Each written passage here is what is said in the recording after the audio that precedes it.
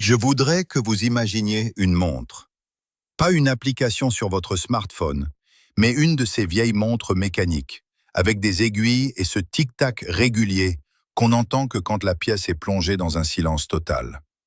Maintenant, imaginez que vous preniez cette montre, que vous montiez dans un avion et que vous fassiez le tour de la Terre. À votre retour, vous posez votre montre à côté de celle qui est restée bien sagement à la maison.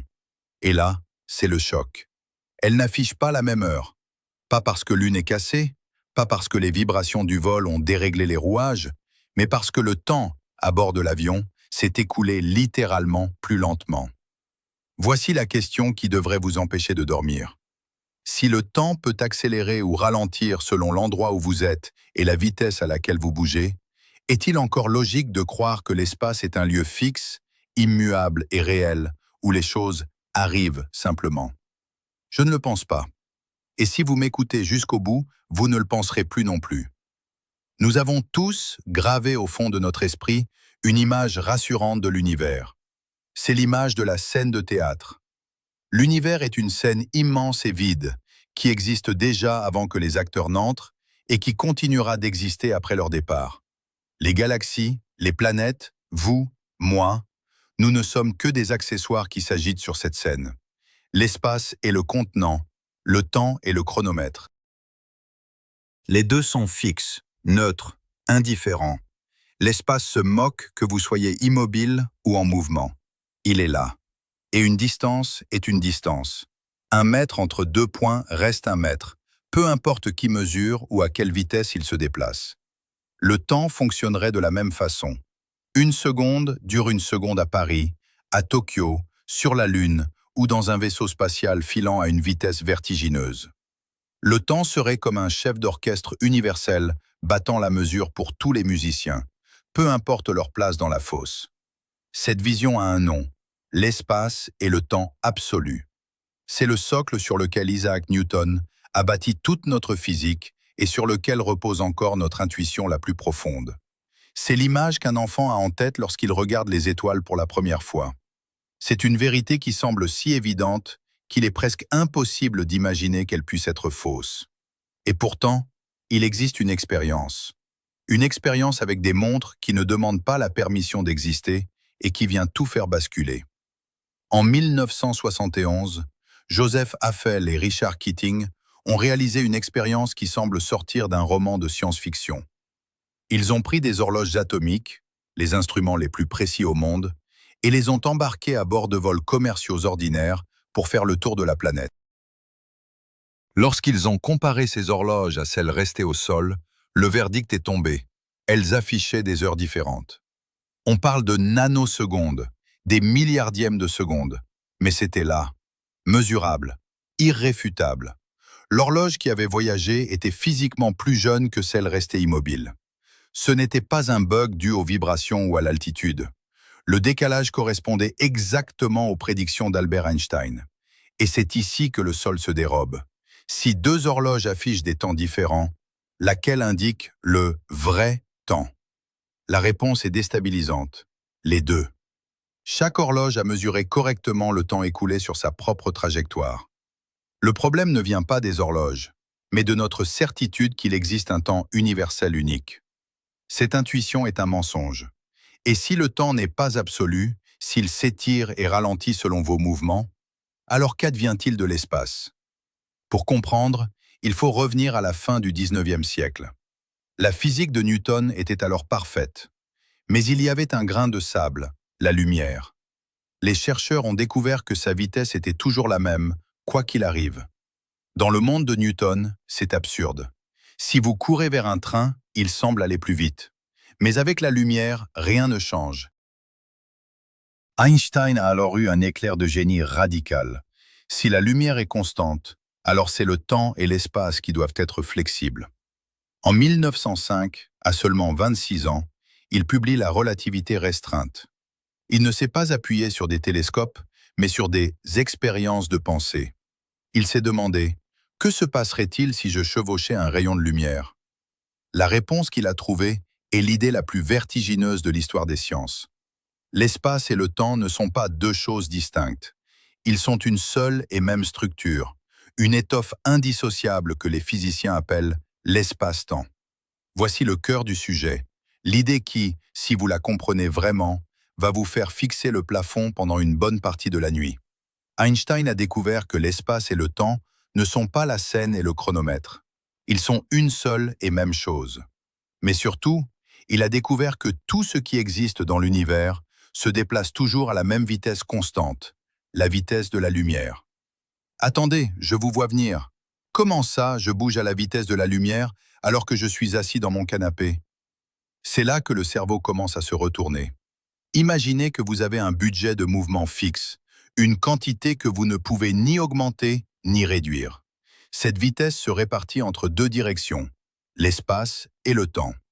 Si vous êtes parfaitement immobile dans l'espace, toute votre vitesse est investie dans la dimension du temps. Vous foncez vers le futur à la vitesse maximale. Mais dès que vous commencez à bouger dans l'espace, vous devez emprunter une partie de ce budget. Résultat, moins de vitesse pour le temps, car vous en utilisez pour l'espace. C'est pour cela que les horloges dans l'avion retardent. En bougeant physiquement à travers le ciel, elles ont littéralement sacrifié une part de leur progression temporelle. Le temps pour elles a ralenti parce qu'elles étaient occupées à parcourir de la distance. C'est un échange constant, gravé dans la géométrie même du cosmos. Et c'est ici que notre vision du monde s'effondre totalement. Car si le temps est relatif, l'espace l'est aussi. On nous a appris que l'espace est une scène solide, neutre, que 10 mètres entre deux arbres sont une vérité absolue. 1 mètre est 1 mètre, point barre, me dirait un auditeur têtu. Eh bien, non. La physique nous dit le contraire. Si vous passez devant ces arbres à une vitesse proche de celle de la lumière, vous mesurerez une distance plus courte. Et vous aurez raison.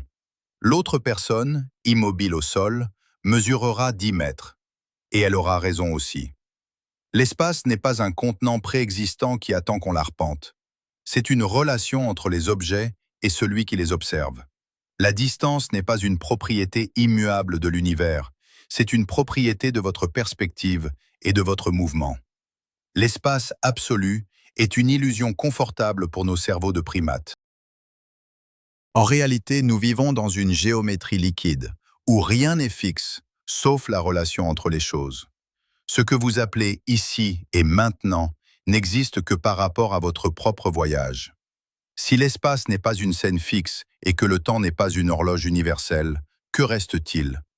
Qu'est-ce qui est réellement réel? Si tout s'étire et se contracte selon la perspective, l'univers n'est-il qu'un chaos d'illusions? Pas tout à fait. Au milieu de ce naufrage de nos intuitions, il reste un rocher solide, l'intervalle d'espace-temps. C'est une valeur mathématique qui, elle, ne change jamais, peu importe votre vitesse. C'est la véritable empreinte de la réalité, une géométrie à 4 dimensions où l'espace et le temps fusionnent pour former un bloc indestructible.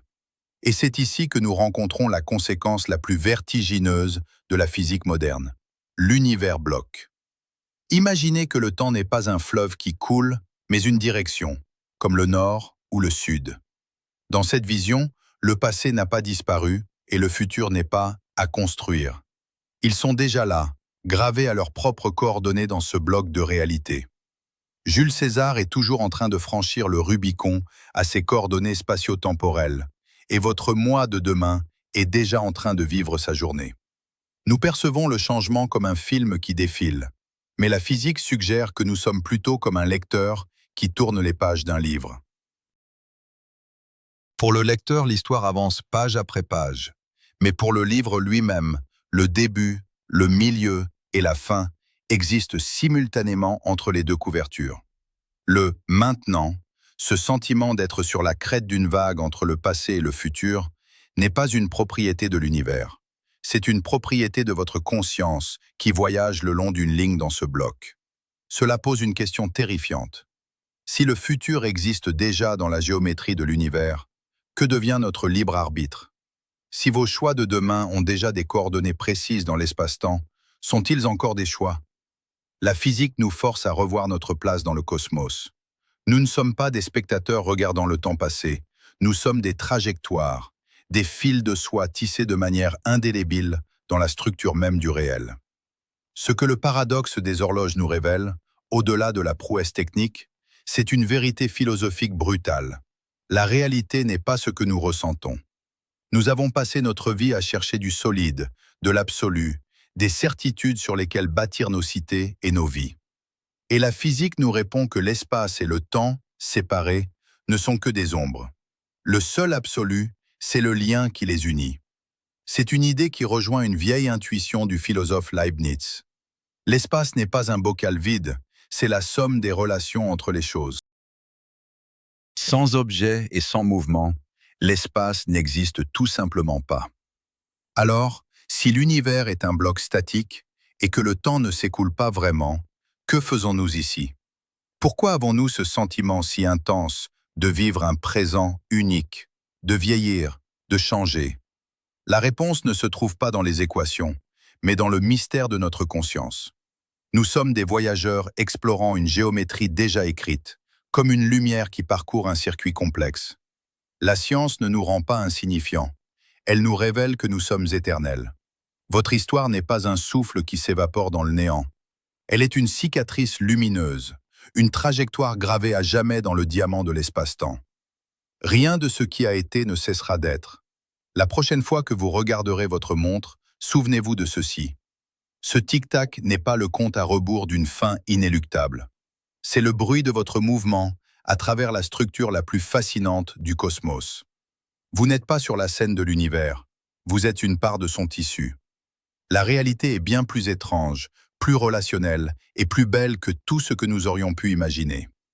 Nous vivons dans une symphonie géométrique où chaque geste, chaque seconde, est un point fixe dans l'infini.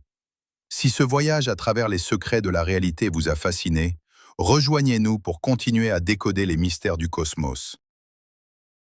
Abonnez-vous au chemin de Feynman, laissez un pouce bleu, partagez vos réflexions en